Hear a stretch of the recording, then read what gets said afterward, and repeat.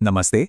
तो आज हम केमिस्ट्री के एक बहुत ही मज़ेदार और ज़रूरी चैप्टर में उतरने वाले हैं, विलयन, जिसे सॉल्यूशंस भी कहते हैं। देखिए, बोर्ड एग्जाम्स के लिए तो ये टॉपिक सुपर इम्पॉर्टेंट है, तो हमारी कोशिश रहेगी कि इसे एकदम आसान और दिलचस्प बना दें। तो चलिए शुरू करते हैं। शुरुआत करते हैं एक बहुत ही मज़ेदार सवाल से, जो असल में इस पूरे चैप्टर की नींव है। अगर इसका जवाब समझ आ गया ना, तो यकीन मानिए एग्जाम के लिए जो सबसे ज़रूरी कॉन्सेप्ट्स हैं वो अपने आप ही साफ हो जाएंगे। अच्छा, तो चलिए अब इसकी दुनिया में ज़रा और अंदर चलते हैं और सबसे पहले ये समझते हैं कि आखिर कोई भी सोल्यूशन मतलब विलयन बनता किन बेसिक चीज़ों से है। तो देखिए, किसी भी विलयन की सबसे बड़ी पहचान है उसकी एकरूपता, मतलब यूनिफॉर्मिटी। ये एक समांगी मिश्रण होता है। इसका मतलब अरे सिंपल है कि एक बार जब चीजें घुल मिल जाती हैं तो फिर उन्हें अलग अलग देख पाना मुमकिन नहीं होता। जैसे पानी में चीनी घोलने के बाद क्या चीनी के दाने दिखते हैं? बिल्कुल नहीं, क्योंकि वो अब एक विलयन बन चुका है। अब हर विलयन में ना दो मेन खिलाड़ी होते हैं। एक होता है विलय यानी सल्यूट, ये वो है जो घुलता है जैसे कि चीनी। और दूसरा होता है विलायक यानी सॉल्वेंट, जो घोलता है जैसे कि पानी। इसको ऐसे भी सोच सकते हैं कि विलायक यानी पानी मेजबान है और विलय यानी चीनी मेहमान। तो अब जब हम इन दोनों खिलाड़ियों को जान गए हैं, तो चलिए ये देखते हैं कि किसी विलयन की ताकत को कैसे नापते हैं, जिसे हम साइंस की भाषा में सांद्रता या कॉन्सेंट्रेशन कहते हैं। तो सांद्रता या कॉन्सेंट्रेशन हमें बस ये बताती है कि किसी तय मात्रा के विलायक या विलयन में कितना विलय घुला हुआ है ना सिंपल। सोचिए, एक गिलास नींबू पानी कितना खट्टा होगा, ये किस बात पर निर्भर करेगा? जाहिर है उसकी सांद्रता पर ही। अच्छा, अब इसे नापने के दो बहुत ही कॉमन तरीके हैं, और ये सुनने में एक जैसे लगते हैं, मोलैरिता और मोलैल्टा, पर हैं बहुत अलग। देखिए, मोलैरिटी में हम पूरे विलयन का वॉल्यूम देखते हैं, जैसे 1 लीटर कोल्ड ड्रिंक में कितनी चीनी घुली है। वहीं दूसरी तरफ मोलैलिटी में हम सिर्फ विलायक यानी सॉल्वेंट का वजन देखते हैं, जैसे 1 किलो पानी में कितनी चीनी है। और ये जो अंतर है ना, ये बहुत ज़रूरी है, खासकर तब जब तापमान घटता बढ़ता है। चलिए अब आते हैं इस चैप्टर के सबसे ज़रूरी हिस्से पर, अणु संख्या गुणधर्म या कॉलिगेटिव प्रॉपर्टीज। ये वो टॉपिक है जहां से एग्जाम में सबसे ज़्यादा सवाल बनते हैं। और हमारा जो शुरू का सवाल था उसका जवाब भी यही मिलेगा। तो ये गुणधर्म आखिर है क्या? देखिए, सबसे मज़ेदार बात यही है, ये विलयन के वो खास गुण हैं जिन्हें इस बात से कोई मतलब नहीं कि आपने क्या घोला है, चाहे चीनी हो या नमक।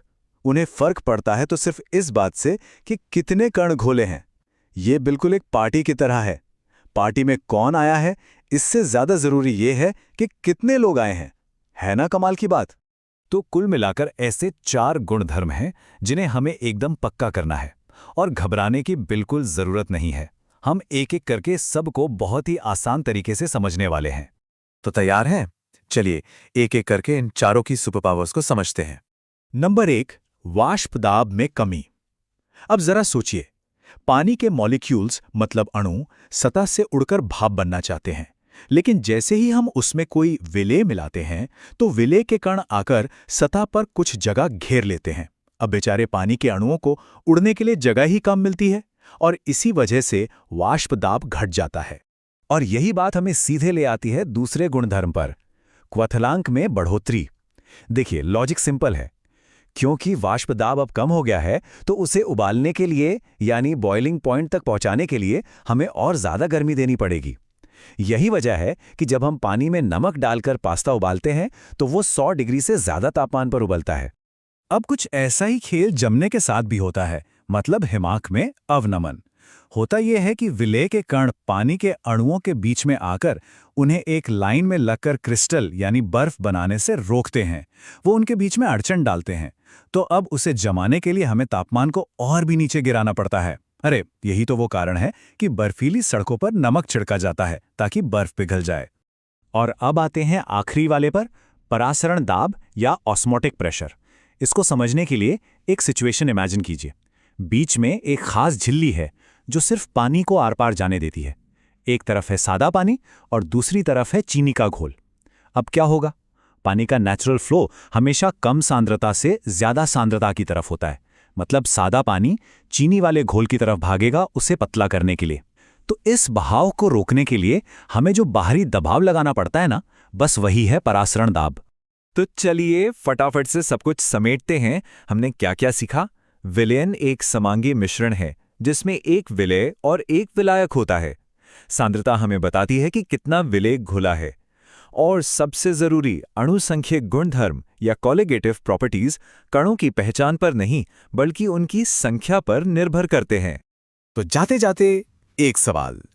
अब ये सोचिए कि यही गुणधर्म कैसे बताते हैं कि बर्फीली सड़कों पर नमक क्यों छिड़का जाता है, या गाड़ी के रेडिएटर में एंटी फ्रीज कैसे काम करता है। इसका मतलब साफ है, ये कॉन्सेप्ट सिर्फ किताबों में नहीं है, ये हमारी रोज की जिंदगी में है।